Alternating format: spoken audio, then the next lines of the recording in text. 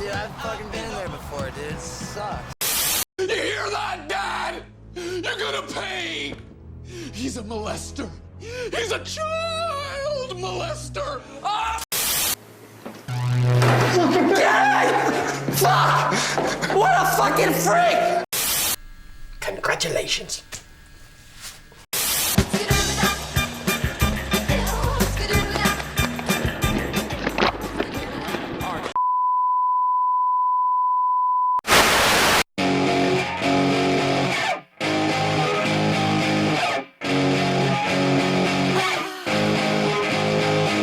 During the late 90s and into the mid-2000s, my generation got to experience one of the dumbest fads of all time, the fad of broadcast idiocy, a period in which people were becoming famous purely for doing stupid, dangerous, or disgusting things on television, and where the ultimate form of entertainment was watching these people do these stupid, dangerous, and disgusting things, and in a bid to become famous ourselves, we would go out and do these stupid, dangerous, and disgusting things on our camcorders. I'm Slaughter Turkey, and I'm a fucking idiot!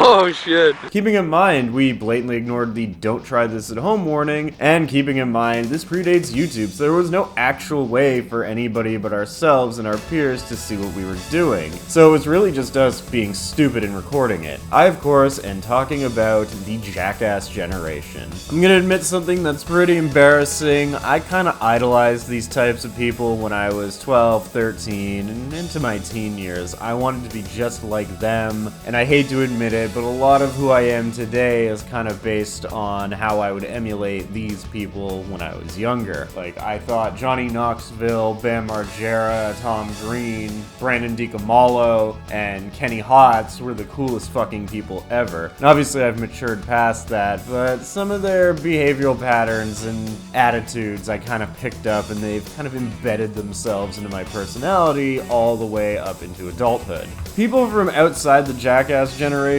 really don't understand that we gravitated towards these kind of shows for more than just the stupid, dangerous, or disgusting things that they did, but we were attracted to the personalities of the people doing them. They were interesting to watch, they had stage presence, they could be entertaining. It was about so much more than just the stupidity. There was a real kind of art form going to how these people presented themselves on television, and that's why the Jackass generation, even though it's past, it's been like almost 15 years since it ended, still is something that I can kind of go back to and watch, and it's not deep viewing or anything, but I can still deeply enjoy it and fucking laugh my ass off. Like, some of this shit to this day gets me to a point where I start fucking laughing and can't stop, and I don't think we'll ever get anything like the Jackass generation again. So in honor of Jackass Forever, which will probably be the last hurrah for the Jackass generation, I'm going to go over every significant Jackass and Jackass-related television show, for I am a child of the Jackass generation.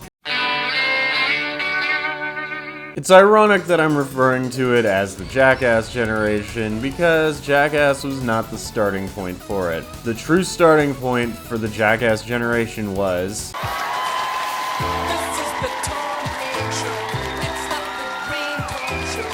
Like, you cannot bring up Jackass or the Jackass generation without bringing up Tom Green. Tom Green originated in my home country of Canada and in my home province of Ontario. He was based in the capital of our nation, Ottawa. Tom got his start with his hip-hop career as part of the group Organized Rhyme. His single, Check the OR, won the Much Music Video Award for Best Rap Video, and from there, Tom had a foot in the door. Tom would start his career as a television entertainer on cable access in 1994, and it would gain momentum to the point that 4 years later, CTV would broadcast his show on the newish Comedy Network in 1998. By this point, Tom Green was a local celebrity and almost a pop culture icon in Canada. The Tom Green Show was sort of a stage talk show that he did with his friend Glenn Humplick and producer Phil, who was often just in the back window drinking coffee. Much of the humor of the show stems from Tom's outlandish behavior, both on stage and during his man on the street segments, where he would accost accost people with a microphone and a camera and do or say something stupid or annoying. By far my favorite portion of the show is anything having to do with the abuse of his second banana and straight man Glenn Humplick. Humplick took it, but a few times he either cracked or was extremely close to cracking. Tom would also abuse his parents, painting their house plaid, putting a cow's head in their bed while they were asleep, and my personal favorite, airbrushing two women in the middle of some very graphic sexual activity on the hood of his father's car and dubbing it the Slutmobile. His justification for the Slutmobile was because his mother said that she liked lesbians. Now I know you don't like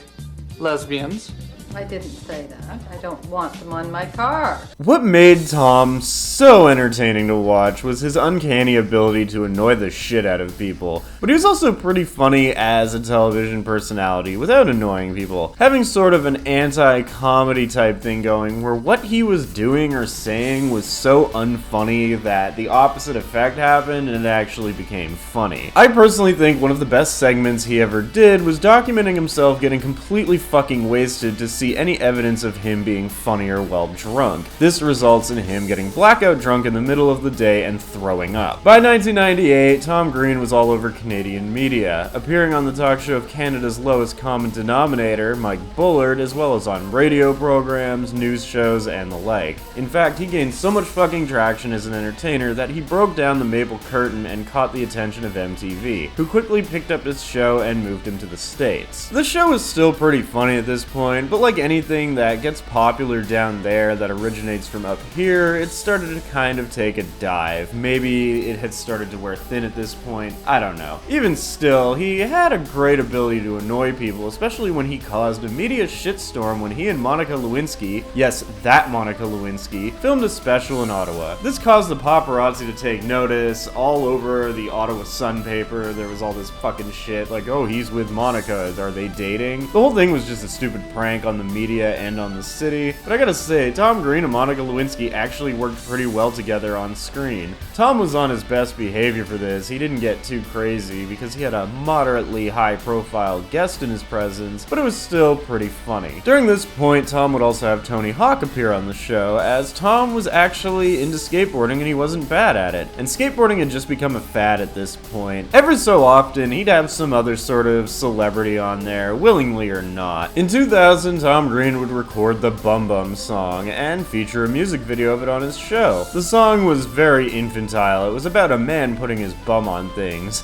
This song somehow got so fucking popular that it was the #1 song in America according to MTV's Total Request Live. It's insane. A grown man wrote and filmed this. I hope they don't shoot the cannon in my butt and shoot poo all over the place. Poo, poo. Tom Green's popularity was starting to get noticed by other shows such as Family Guy, and even Eminem would make reference to him in one of his songs. Sadly, in the year 2000, Tom Green would be diagnosed with testicular cancer, forcing him to take a hiatus from the Tom Green Show. He would film a cancer special that documented him going through his treatment and dealing with the diagnosis. The special was critically acclaimed for showing the vulnerable side of a man who usually presents himself as a class clown as he deals with a cancer diagnosis. Sadly, during the hiatus, MTV would cancel the Tom Green Show, and within 6 months, wanting to stoke the fire while it's still hot, MTV's Jackass would premiere, which featured similar concepts such as man on the street type segments and Bam Margera abusing his parents. The only thing new it really brought to the table was a bigger cast and, of course, stunts. Despite losing his show, the overwhelming popularity of Tom Green with the early millennial demographic led to more opportunities in Hollywood. He started appearing in mainstream movies and TV shows, was involved in a relationship and short-lived marriage with actress Drew Barrymore, and eventually got his own movie, Freddy Got Fingered. I won't go into great detail on Freddy Got Fingered. All I gotta say was, as a kid I liked it because it was fucking disgusting and insane, and as an adult, certain points were made by certain internet personalities that made me like it even more. It was a fucking spectacular failure, but I really think that was the point. And it did make a killing on home video and rentals despite bombing at the box office. If you haven't seen it, check it out. It is literally the closest thing to a live-action cartoon that's ever been made. I feel I should add that when Tom Green hit his peak and started getting offers from Hollywood, he totally abandoned his side bitch, Glenn Humplick. Humplick did an interview in which he expressed his disdain for what Tom did. I can't find the interview anywhere anymore, I wonder if it's been pulled, but if it is true, it's kind of shitty, but unfortunately there are circumstances where you can't just take someone with you. Although I don't understand why he didn't give him a cameo in Freddy Got Fingered. Like, as far as I'm aware, Tom Green had 100% creative control over that movie. But in all honesty, if this is the end of their friendship, it really suits how everything went on screen. Just one last fuck you to Glenn from Tom. Despite the failure of Freddy Got Fingered, Tom Green would continue to appear on many TV shows, such as Malcolm in the Middle and Clone High, just to name a few. He had a cameo in the skateboard movie Grind, and oh, don't worry, that one's on the fucking radar for a later date. Ugh. But as we reached the mid-2000s, his mainstream appeal was starting to fade. On his way back down from his peak, in 2003, MTV brought Tom Green back to the air, but not in the capacity that people were expecting. At this point, Jackass had pretty much taken the reins for the whole idiocy on tape genre. I don't get why they just gave him a normal talk show, whether it was at the behest of Tom or the network, and if it was the network, I think it's because they didn't want him stealing the thunder of the Jackass franchise. But instead of a fun show, we got what was pretty much a standard late night talk show. Not much to say, it didn't last very long, but despite this, Tom Green would continue to appear regularly in movies and television, some more embarrassing than others. When you start appearing on straight-to-video family movies, that means your star has completely faded. That's not to say he's completely out of work and broke. I'm sure he's enjoying a more than comfortable living situation and seems to be having fun in whatever it is he ends up doing. But he is very far from being on top of the world like he was in the year 2000. At one point, Tom was making a lot of appearances on the big three talk shows, at the time being Conan O'Brien, David Letterman, and Jay Leno, and I had heard that he was in running to take Conan's slot when Conan was going to be given The Tonight Show. I don't know what happened to this, but it just didn't happen. He started his own little talk show from home, and he'd have guests, and people would call in. Some people would be serious, some would just be pranking him. He had some okay guests, but I feel kind of bad for him that the talk show thing just never seemed to pan out, because when he's not acting like a buffoon, he is actually a pretty passable talk show host. For some, Tom Green was just a fad that popped up in the late 90s to early 2000s and went as fast as it came. But to me, and many from my age group who lived in Canada, this was still a fad, but it was a little bit more than that. In terms of impact on Canadian media, I would place it in the same running as other Canadian television phenomenons such as SCTV, Red Green, Kids in the Hall, Trailer Park Boys, and Kenny vs. Spenny. Little pieces of our television industry that enjoyed a huge boom period where among the Canadian population it was must-see TV. To put emphasis on how popular this was here, there was this kid who used to pick on me in school because I got bullied a lot before I learned how to punch people in the face, and we sort of put our differences aside over our mutual love of the Tom Green Show. We were like the only two kids in my class whose parents would let us watch this, and we bonded over it, and I didn't really get bullied anymore by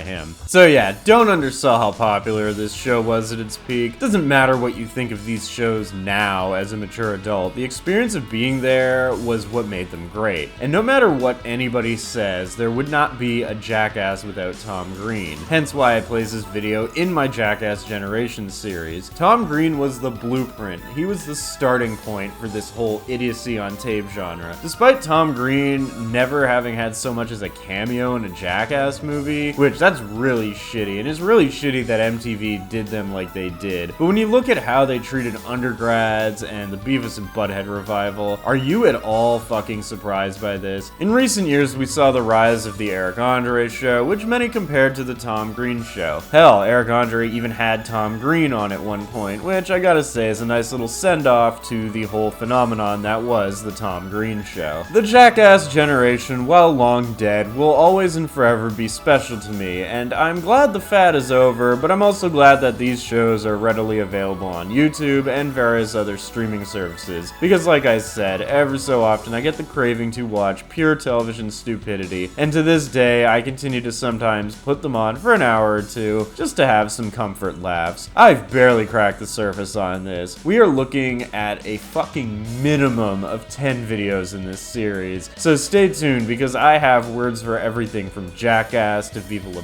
spam, to the copycats on television, to the copycats with camcorders. It's gonna be a fun ride. You may not like what I have to say, but that does not change the fact that I am the realest guy on the internet. Subscribe to me or don't, it really doesn't make a difference, I just do this for fun. Use an ad blocker, I don't monetize, I will never be monetized. Generation Y Entertainment out. If stupid, we've been stupid here. My bum is on the rail, bum is on the rail, look at me! My bum is on the rail, my bum is on the man, bum is on the man! It's a lot of fun to put your bum on a man! My bum is on the step, bum is on the step!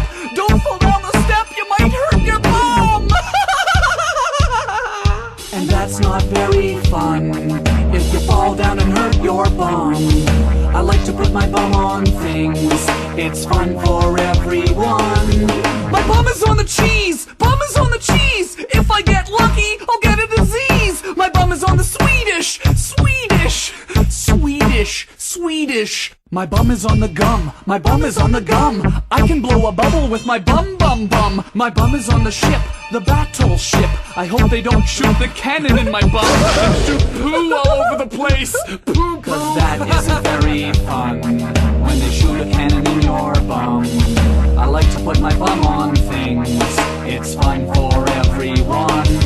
My bum is on the dog, my bum is on the cat, my bum is on the phone, my bum is all alone.